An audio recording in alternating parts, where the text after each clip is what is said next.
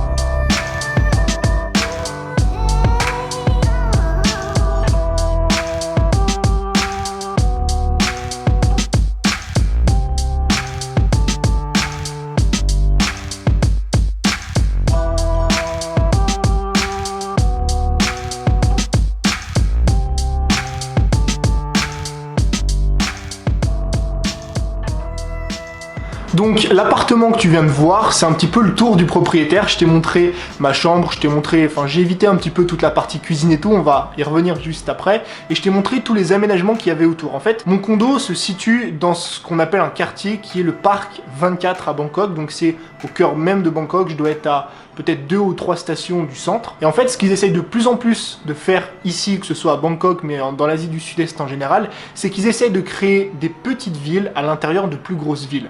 En fait, ce qu'ils veulent faire, à mon avis, leur gros projet sur le long terme, à tous ces promoteurs immobiliers, c'est de diviser la population. C'est de créer des petites villes, donc des petits quartiers, tu vois, des petits quartiers bobo bourgeois, parce que, mine de rien, en tant qu'Européen, ici, c'est très abordable de vivre, mais pour un Thaïlandais, pour une personne qui habite en Thaïlande, avec un salaire thaïlandais, le quartier dans lequel je suis coûte extrêmement cher. Et qu'est-ce qui va se passer sur le long terme selon moi? C'est qu'ils vont construire des petites villes dans lesquelles il va y avoir tous les bourgeois en fait, des plus grandes villes, tous les bourgeois de Bangkok, et ensuite ils vont mettre de côté le reste de la population. Ils vont littéralement faire en sorte que tu n'aies plus besoin de sortir de ton condo, ou qu'en tout cas que tu n'aies plus besoin de sortir de ton quartier. Ils vont mettre des supérettes, des restaurants, ils risquent même de mettre des centres commerciaux. C'est des projets qui vont mettre, je pense, des années et des années à se construire, mais on risque de tendre vers quelque chose comme ça. En tout cas, le quartier dans lequel je suis, c'est un quartier un petit peu résidentiel et c'est très sympa d'y habiter. Comme tu l'as vu tout en haut, comme dans quasiment tous les condos que tu vas prendre ici, si jamais tu viens en Asie, tu auras toujours une piscine. Ici, la mienne, elle est au dernier étage. Ce qui est cool, et c'est vraiment sympa même,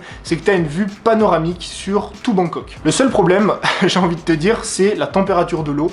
J'ai essayé de me baigner, elle doit être peut-être 15-16 degrés, et t'as un contraste du coup entre la température extérieure de Bangkok et l'eau de la piscine qui est assez abusée. Donc je suis pas garanti de me baigner durant les 4 prochains jours. Juste en dessous de la piscine, donc la piscine elle est au dernier étage, à l'avant-dernier étage, t'as tout l'espace salle de sport, t'as même un ring de boxe, t'as même un sac de frappe, et t'as aussi l'espace de travail. Alors ce que j'adore dans ce condo, c'est que la salle de sport est quand même assez conséquente en termes de matériel. Il y a quand même pas mal de choses, c'est pas les salles bas de gamme que tu peux retrouver dans les hôtels ou dans d'autres condos dans lesquels il y a juste 2-3 haltères et une machine pour courir. Et pour une personne comme moi, pour qui le sport et la musculation, ça fait partie intégrante de sa vie, c'est extrêmement important d'avoir une salle qui est, on va dire, potable, d'avoir une salle dans laquelle je puisse m'entraîner. Ce qui est génial en fait, et j'ai remarqué ça ce matin, c'est que je gagne un temps de malade. Étant donné que j'ai une salle de sport qui est juste au-dessus de moi, enfin, je suis au 7e étage, elle est au 45e ou 46e étage, donc j'y suis en à peine 30 secondes en prenant l'ascenseur, alors que dans d'autres endroits, par exemple en Malaisie, je devais marcher pas loin de 35 minutes, voire 30 minutes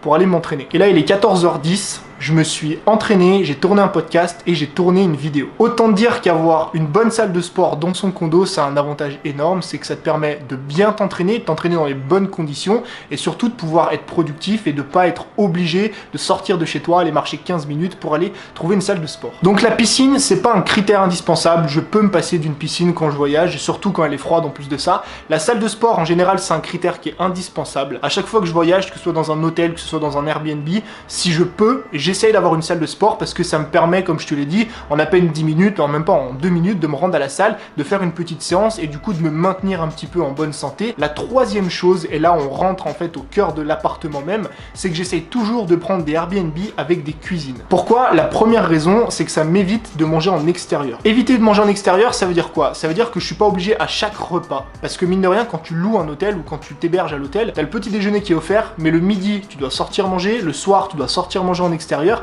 et ça tous les jours durant ton séjour. Donc c'est cool pour les 2-3 premiers jours sur le court terme, mais quand tu pars une semaine, 2 semaines, 3 semaines, 1 mois, 2 mois, 3 mois, ça devient assez embêtant. Le deuxième avantage du fait d'avoir sa propre cuisine et de pas être obligé de sortir dehors, bah mine de rien, c'est que tu fais des économies. Là, j'ai fait des courses en fait pour 4 jours, je pense qu'il va même m'en rester encore un petit peu, j'en ai eu pour 9 €. Et surtout, tu peux mine de rien contrôler ce que tu manges. Encore une fois, manger en extérieur, c'est cool pour 2 jours, c'est cool pour 3 jours, mais au bout d'un moment, soit tu sauras plus quoi manger, soit tu vas commencer à manger n'importe quoi, et pour tenir ta diète, pour tenir ton entraînement, pour garder un physique correct, surtout quand tu voyages encore une fois sur le long terme, en fait tout est question de long terme.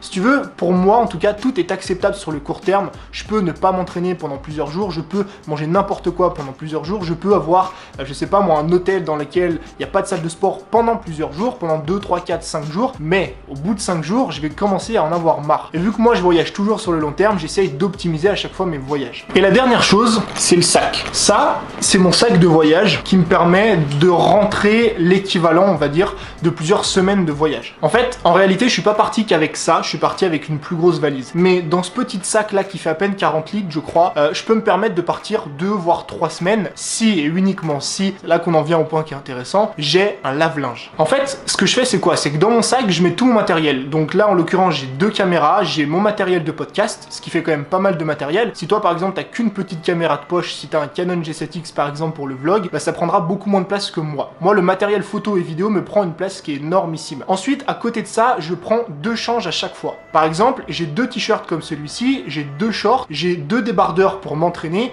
et j'ai un short de sport. Mais alors pourquoi je te parle du lave-linge? Parce que avoir un lave-linge dans ton Airbnb, c'est sûrement le meilleur investissement que tu puisses faire. Comment est-ce que je fonctionne? Je reste une journée avec ma tenue, donc en l'occurrence un t-shirt noir, un short noir. En fait, ce que j'essaie de faire, c'est que mes tenues sont interchangeables. Les 2 t-shirts vont avec les 2 shorts. Donc je fais ma journée avec ma tenue, quand je rentre le soir, forcément je transpire, forcément les affaires sont sales, je prends toutes mes affaires et je les mets à laver. Le lendemain, je prends mon change suivant. Donc le short qui me reste, le t-shirt qui me reste. Le lendemain, quand mes affaires sont sales, je reprends les affaires que j'ai lavées la veille et ainsi de suite. Et en fait, du coup, ce qui se passe, c'est quoi? C'est que tu peux tourner comme ça pendant des jours, voire pendant des semaines. Moi, ça m'est arrivé au Portugal de partir 3 semaines uniquement avec ce sac, si t'as un lave-linge. Donc voilà un petit peu comment est-ce que je m'organise, comment est-ce que je choisis mon Airbnb, et surtout, c'était le but de la vidéo quand même, voilà où je loge quand je pars en voyage. J'espère que cette vidéo t'a plu, t'as pas forcément appris énormément de choses, mais j'avais juste envie de te partager un petit peu l'arrière, on va dire le backstage de mon business pour te montrer